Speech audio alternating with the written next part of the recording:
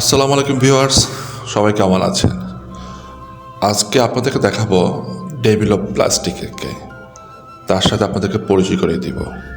পৃথিবীর সবচেয়ে ভয়ঙ্কর দানবকে জানেন? যার চোখ নেই, মুখ নেই, কিন্তু তবুও লাখ লাখ প্রাণ মেরে ফেলছে।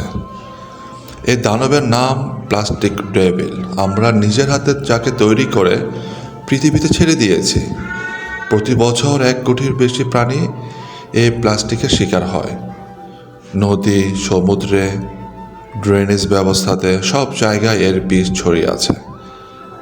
বাংলাদেশে প্রতিদিন প্রায় 8,000 টন প্লাস্টিক বর্জ্য তৈরি হয়। তার অর্ধেক রিসাইকেল হয় না। কি আজব ব্যাপার, তাই না? একমাত্র শুধু মানুষের সচেতনতাই পারে এই প্লাস্টিকের শয়তানকে থামাতে। একমাত্র মানুষের সচেতনতাই পারে, আমাদের সবার। আমরা যখন সাগরের পাড়ে ঘুরতে যাই, কোথাও ঘুরতে যাই, প্লাস্টিকের যে বর্জ্যগুলো আমরা ব্যবহার করি ওগুলো আমরা ফেলে দিচ্ছি, নির্দিষ্ট স্থানে ফেলি।